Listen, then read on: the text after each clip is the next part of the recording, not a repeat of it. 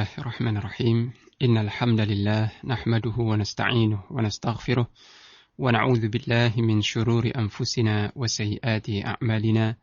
Man yahdihillahu fala mudilla lahu wa man yudlil fala hadiya lahu. Ashhadu an la ilaha illallah wahdahu la syarika lahu wa ashhadu anna Muhammadan 'abduhu wa rasuluh sallallahu alaihi wa ala alihi wa sahbihi wasallam.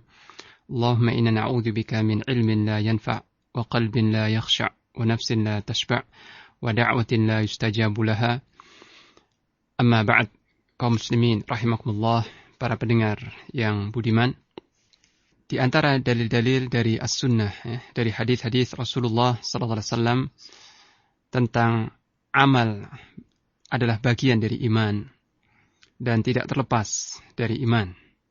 Bahkan amal merupakan esensi atau jauhar, esensi dari keimanan. Di antara dalil itu adalah sabda Rasulullah sallallahu alaihi wasallam dalam Sahih Muslim, "Al-imanu bid'un wa sab'una syu'bah, fa afdaluha qawlu la ilaha illallah wa adnaha imatatul adha 'anit tariq wal haya'u syu'batun minal iman." Iman itu memiliki 70 sekian cabang.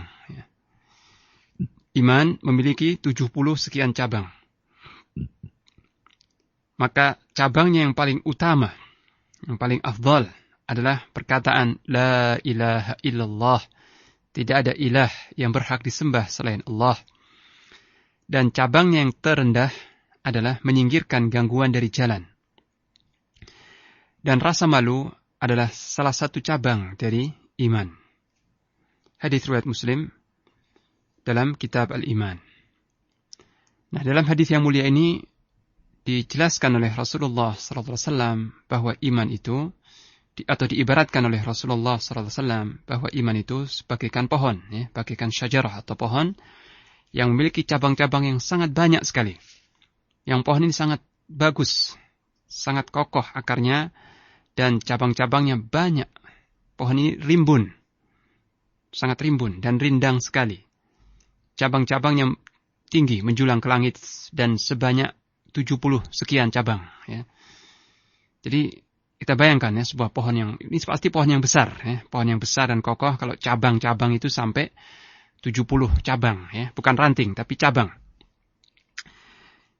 Ini menunjukkan bahwa iman itu memiliki cabang-cabang yang di antara cabang-cabang itu adalah melaksanakan amal-amal atau perintah-perintah Allah yang diwajibkan, termasuk juga yang disunnahkan, dan meninggalkan larangan-larangan Allah dan Rasulnya yang haram, ataupun yang sebatas makruh saja. Ini. Nah, kemudian, jadi kita bayangkan bahwa iman itu bagaikan pohon yang memiliki 70 sekian cabang. Dan setiap amal saleh yang dicintai Allah salah satu cabangnya. Setiap amal saleh yang disyariatkan oleh Allah dan Rasul itu satu cabang iman. Kalau kita laksanakan, bertambah sempurna iman kita. Dan meninggalkan setiap yang dilarang oleh Allah dan Rasulnya itu juga satu cabang iman. Kemudian Rasulullah sallallahu alaihi wasallam menyebutkan bahwa cabang yang paling utama dan paling tinggi serta paling kuat dan paling kokoh adalah La ilaha illallah. Ucapan seorang hamba, La ilaha illallah, tidak ada ilah yang berhak disembah selain Allah. Inilah cabang iman yang paling tinggi, paling kuat, dan paling afdal, paling utama. Kemudian cabangnya yang paling rendah adalah menyingkirkan gangguan. Apa saja yang mengganggu di jalan, mengganggu jalannya kaum muslimin. Ini. Nah, akan tetapi Rasulullah SAW tidak merinci, tidak menyebutkan satu persatu apa saja 70 sekian cabang itu, beliau tidak menyebut. Beliau hanya menyebutkan cabangnya yang tertinggi dan cabangnya yang terendah. Nah, dari sini para ulama menyimpulkan, para ulama mengambil istimbat atau kesimpulan bahwa cabang-cabang yang lain yang enggak disebutkan oleh Rasulullah sallallahu alaihi wasallam itu kembali kepada dua cabang ini. Dikembalikan kepada kedua cabang ini, yaitu cabangnya yang tertinggi dan cabangnya yang terendah. Berarti cabang-cabang iman yang berjumlah 70 lebih itu tidak lain adalah penunaian konsekuensi dari La ilaha illallah, penunaian tuntutan-tuntutan atau hak-hak dari kalimat la ilaha illallah yang berupa penyembahan, peribadatan, pengabdian secara lahir dan batin kepada Allah Subhanahu wa taala semata. Itu semua cabang-cabang iman. Jadi yang tertinggi adalah la ilaha illallah. Kemudian di bawahnya adalah penunaian hak-hak la ilaha illallah ini. Termasuk mengimani kitab-kitab suci yang diturunkan Allah, mengimani para malaikat Allah, mengimani rasul-rasul yang diutus oleh Allah, mengimani hari akhir, mengimani qadar Allah, takdir Allah SWT, dan seterusnya ya, termasuk menunaikan salat ya, melaksanakan hak-hak uluhiyatullah, keilahian Allah, dan selebihnya adalah menunaikan hak-hak hamba Allah, yaitu kaum muslimin, yang diantaranya adalah menyingkirkan gangguan dari jalan. Berarti bisa difahami, setiap keburukan yang kita singkirkan atau kita hindarkan dari kaum muslimin, itu salah satu cabang dari iman. Maka menyingkirkan rasa lapar dari seorang muslim itu cabang iman. Menyingkirkan rasa haus dari seorang muslim, cabang iman. Menyingkirkan rasa sedih, rasa duka dari seorang muslim, itu cabang iman. Ya. Kita tidak mengganggu kaum muslimin dengan ucapan kata-kata kita atau perbuatan kita, termasuk cabang dari iman. Dan juga berbuat ihsan, berbuat baik kepada kaum muslimin, itu termasuk cabang-cabang iman. Seperti memuliakan tamu, ya, memuliakan tetangga, berkata-kata yang baik atau diam, termasuk berbakti kepada kedua orang tua, ya, berbuat ihsan kepada istri, anak-anak, keluarga, kerabat, teman, andai taulan, dan seterusnya. Ya. Memberi nasihat kepada saudara kita yang lalai atau yang lengah, mengucapkan salam jika bertemu, menjenguknya jika sakit, mengiringi jenazahnya ketika meninggal, mendoakan kebaikan ketika dia tertimpa musibah, menolongnya ketika dia dalam kesulitan.